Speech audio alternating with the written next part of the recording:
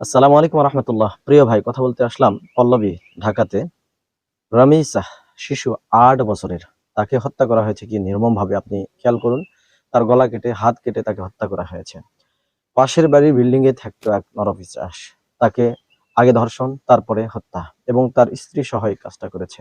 জাতি দেখেছে, সারা পৃথিবীর মানুষ দেখেছে। আর অপরাধীরা অপরাধ স্বীকার করতেছে। এরপর বিচার করতে এত দেরি কেন?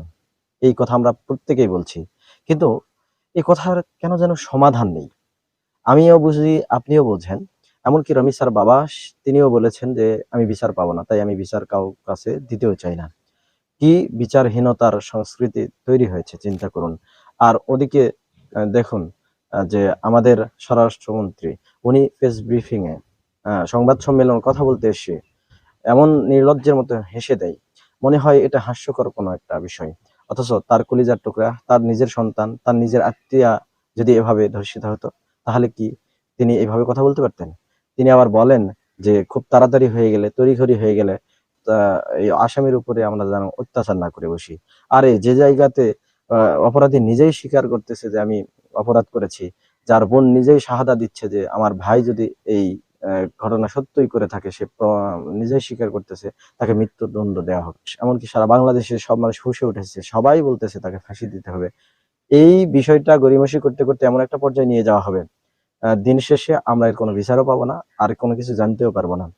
দিন শেষে ওই রমেশ আর বাবার কথাই সত্য হবে, আসামি আবার বাইরে চলে আসবে বুক ফুলিয়ে, ওই ধর্ষিতা কন্যার বাবার সামনে দিয়ে এসে বীর দর্পে হেঁটে যাবে। এটাই হচ্ছে আমাদের সমাজের সত্য বিষয়। সম্মানিত বন্ধুরা, একবার খেয়াল করুন যে আমাদের দেশ কি আইনে চলতেছে। আর কি বা বলবো, এই যে যারা আইন প্রণেতা, আইন পরিচালনাকারীরা, তারাও তো এই বিষয়ের সাথেই জড়িত।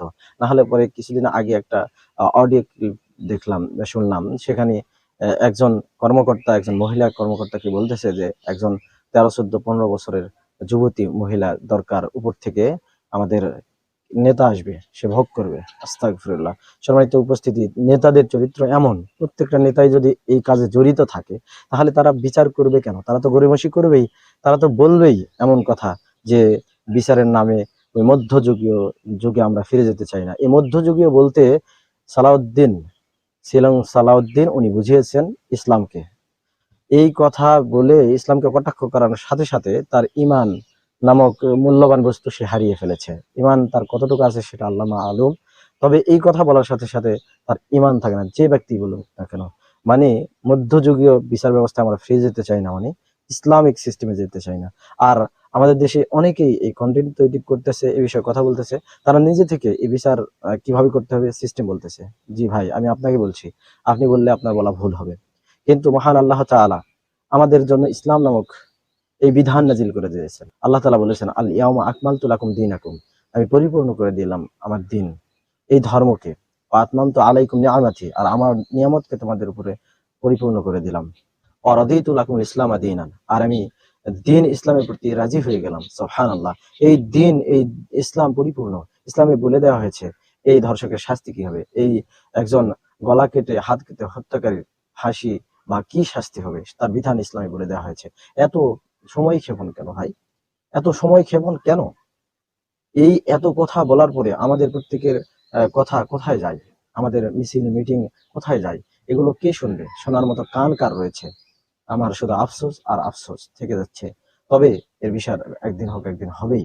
আর যারা বিচারহীনতার সংস্কৃতি তৈরি করতেছে, বিচারের নামে প্রহসন, বিচারের নামে দেরি করতেছে, এবং দেরি করা মানে জুলুমের শামিল। আল্লাহ তাআলা রামিসার বাবা ও তার পরিবারকে ধৈর্য ধারণের তৌফিক দান করুন। আর তাকে জান্নাতের পাখি হিসেবে কবুল করে নিক। আর এমনি ভাবে সারা বাংলাদেশে যে নর অফিসার গুলো রয়েছে, আল্লাহ তাআলা তাদেরকে ধ্বংস করে দিক। আমারও কলিজার টুকরা সন্তান রয়েছে, তাই এই ব্যথা আমি বুঝি। আসসালামু আলাইকুম ওয়া রাহমাতুল্লাহি ওয়া বারাকাতুহু।